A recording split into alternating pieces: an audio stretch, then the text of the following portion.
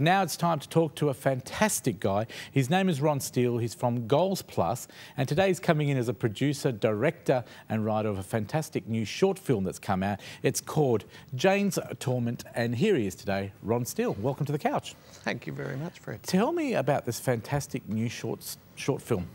Fred, it's on the abuse of prescription medication.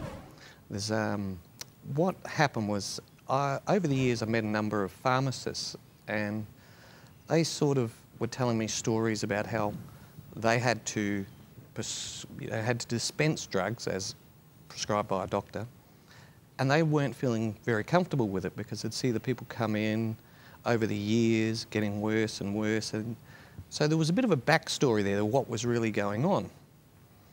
And then just my curiosity of asking people questions and that sort of thing, I kept getting more and more stories about people abusing prescription medication. Now, we've got to clearly say it's not about people like myself that takes diaformin for diabetes. No, we're talking about if I was taking diaformin, instead of taking 3 times a day, I was taking 20 a day, and I was addicted to it, and it would cause me obviously kidney damage and a lot of harm. Absolutely. We're talking about abuse of drugs, not about people taking medications. For No, not at all. Clarify that. That's right, Fred. If I had a toothache, give me drugs. You know, it's like, it's. You're not saying that the Advil isn't good for headache. You're saying 50 Advil is not the way to go. That's exactly right.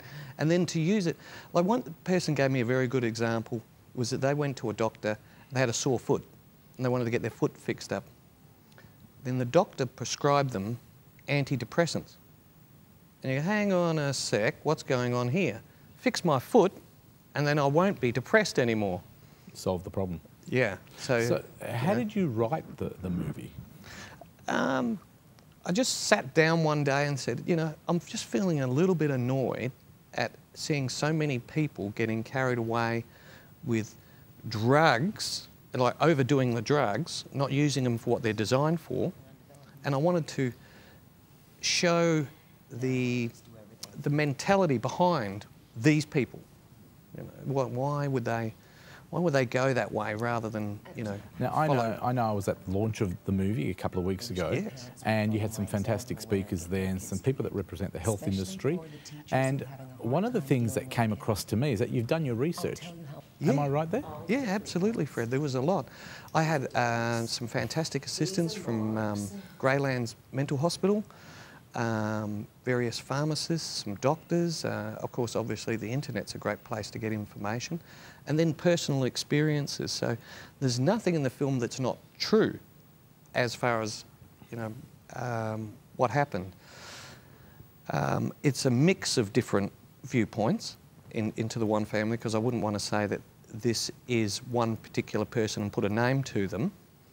But as I went through, I kept getting more and more stories, like someone would say, oh, that's exactly like my sister. Or, yes, I got a friend like that, and they're just trapped in this, you know, and they used to be a great artist and now they've gone downhill. And why do you think, Ron, from your research and from making the movie, you've obviously learned a lot about the abuse of drugs, why do you think society allows this to happen? There is, there's a lack of education, I would say. And a good example was someone gave an example of abuse of medication, just general medication, and that is, as a first alternative, you know, your kid's got a headache, you say, go take an aspirin, rather than have a glass of water or, you know, go have a shower. The reason maybe why it's causing, it could be they're staring at a computer screen. Yeah. Have you know, is your eyeglass prescription wrong or something like that? So you think it's become too easy as a society? We just go, okay, slight pinch in the head, quick, pick up an aspirin. Yeah, pick up an aspirin, and there may be a reason for it. You know, like if you've got obviously you've got a sore foot, you've got to handle the foot. There might be a bone dislocated or something like that.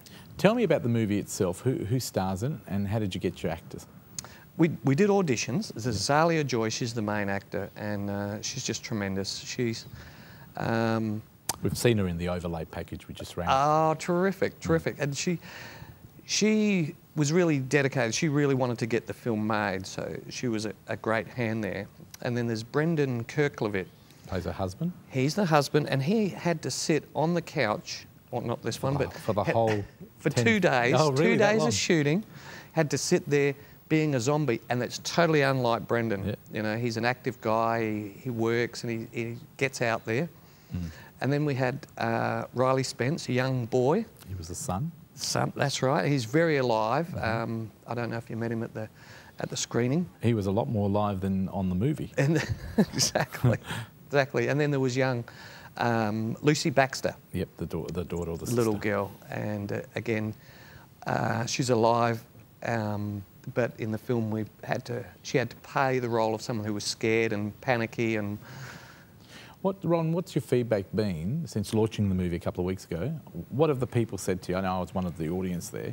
You've shown it to other people, I'm sure, in the professional side of things. Have you had any feedback about the movie? Yeah, all the professionals are saying that, you know, how accurate it is and how it's, you know, it's just spot on for what they've seen in real life. People from such places as drug rehabilitation clinics, psychologists dealing with that sort of problem. They're saying, yes, that's exactly what happens. And people abuse drugs. Ron, what's next for the movie? Where does it go from here? As a short film, we're going to try get it into the short film festivals, show it around the world, see if we can reach out to people that way. I like the saying on the back says, "Pieces the bullshit in society." Pierces the bullshit in society. Yes, that was what, you know, one of the audience reactions was. Yep, and I have to agree with you. There's a lot of myths. I think it's a case of, like I said to you, it opens a can of worms. It lets people have a discussion on this topic, and I'm assuming, finally, before we end the interview, what would you like to achieve from this movie? What would you like a viewer watching the movie to get out of this?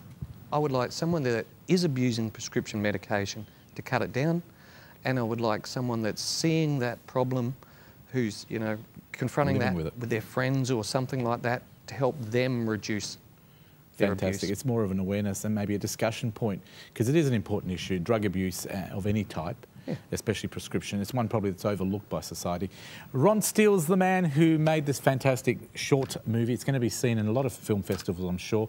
But if you would like a copy, we have got 2 to give away, because I'm keeping 1 copy for myself. But if you'd like a copy of this, all you need to do is send us an SMS to 0439 929 929 and put the word abuse. There you go, abuse. If you put that with your name and address, we'll send you this. But Ron would like to make sure that the people who get the DVDs are people who maybe would like to show this to their doctor or specialist or professional in the industry that's prescribing drugs, because it might be something that awakens a few thoughts on the matter.